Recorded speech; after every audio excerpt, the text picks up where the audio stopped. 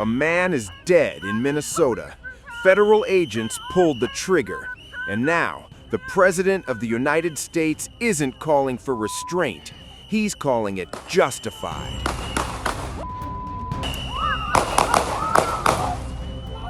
have shot a man! What? He's defending ICE. He's attacking local leaders. And he's accusing elected officials of inciting insurrection while demanding, where are the local police? On January 24th in Minnesota, a 37-year-old man was shot and killed during an encounter with federal immigration agents.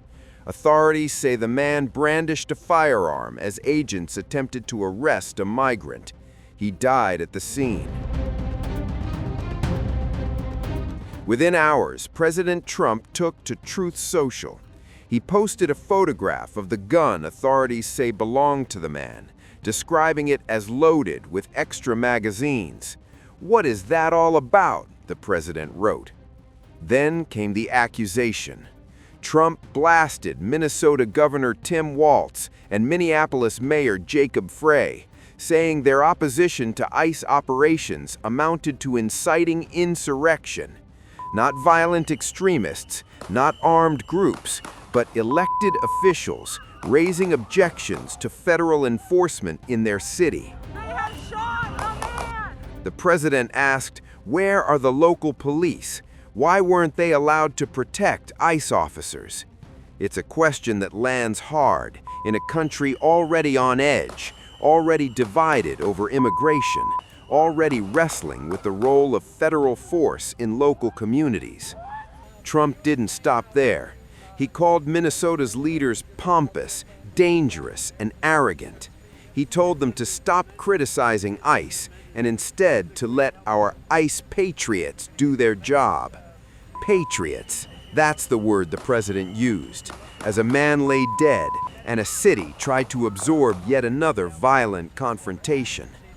The president insists the alternative would be worse. He claimed that 12,000 undocumented immigrants with criminal records had been arrested in Minnesota. Many, he said, violent. He argued that without ICE, you would see something far worse than you are witnessing today. Those numbers and those characterizations are the president's claims, and they come as immigration enforcement remains one of the most polarizing issues in America. But what stunned critics wasn't just the defense of ICE, it was the leap.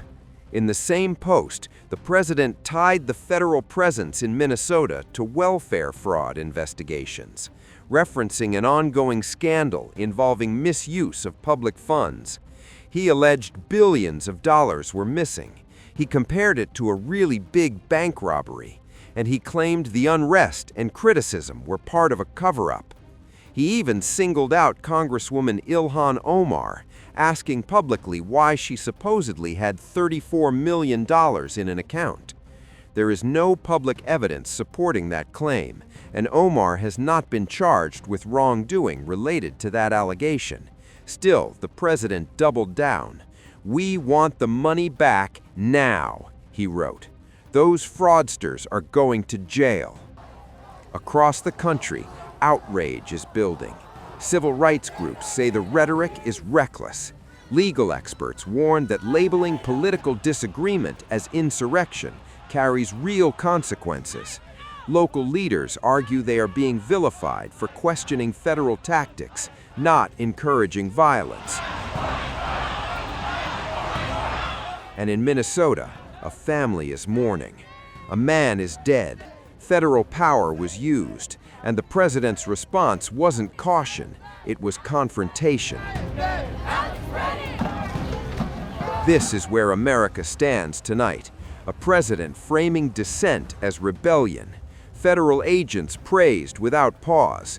Local officials accused of treasonous rhetoric. All while the country asks the same questions about force, about accountability, about how power is used, and who pays the price when it is. This isn't just about Minnesota. This is about the language of power and what happens when it's spoken in anger.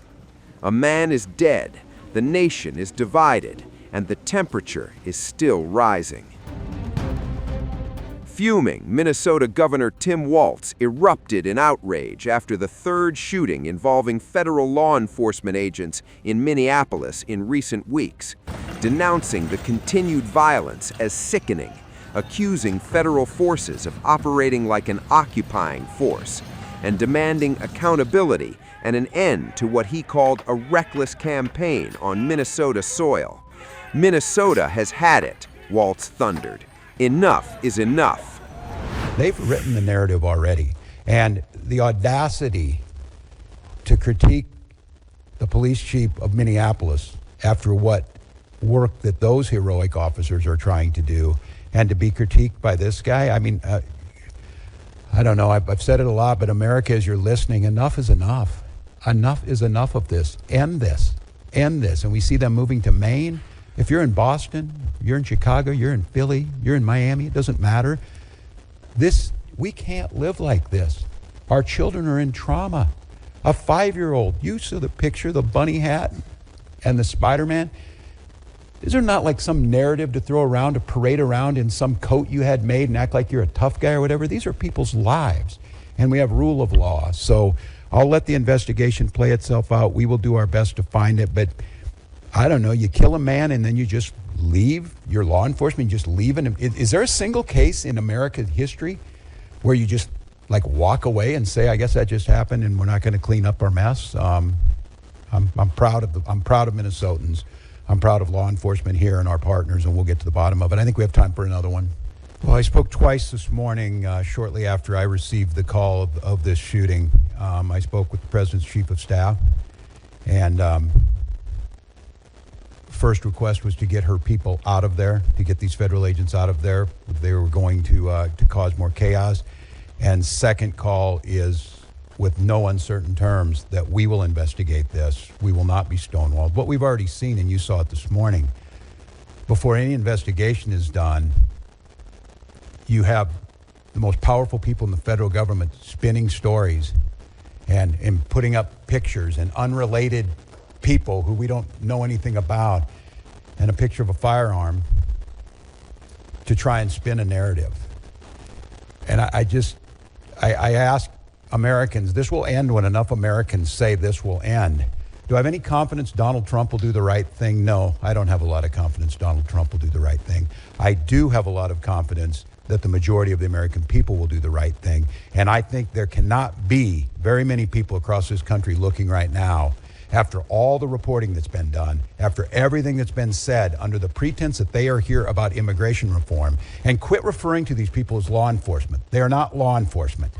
We have law enforcement who do an incredible job. And to listen to Greg Bovino denigrate the work of our people who are out there cleaning up their mess, no, I don't have a lot of confidence that he himself will do it. But here's what I do have confidence in. There's a whole lot of Republicans, for whatever reason, cannot find their spine. But they might find the ability to know that they're not going to win another election as long as they live, unless they stand up for what's right and stand up for the rule of law and stand up for human decency. And that's the moment. So then, just to follow up, because then if that is not the case, what are the people of Minnesota supposed to do who are in the middle right now? Because if they do Stonewall and you're trying to investigate, is that forcing on force? Yeah, no, it's a good question. And look, I speaking to the people of Minnesota right now, I hear that scream from you, and I'll continue to plead and ask you for peace. And I know the answer is, you ask us for peace and we give it, and we get shot in the face on the streets coming out of a donut shop. We cannot give them what they want. I don't know how to say this in so many terms, to watch the madness that we've witnessed over this last week coming out of the White House and what it's doing here. My confidence is, and I say it to Minnesotans, as I've said, exercise your First Amendment rights, speak out, bear witness and document legally. But I understand the risk in that. And I understand the courage that it takes to have people out there doing this. Thank God we have video, because according to DHS, these 7 heroic guys took an onslaught of a battalion against them or something. It's nonsense, people. It is nonsense, and it's lies. So my confidence is this, Minnesotans. You know who you are, and you demonstrate it every single day, and we damn sure know who these people are. The American public knows, and this needs to be the event that says enough.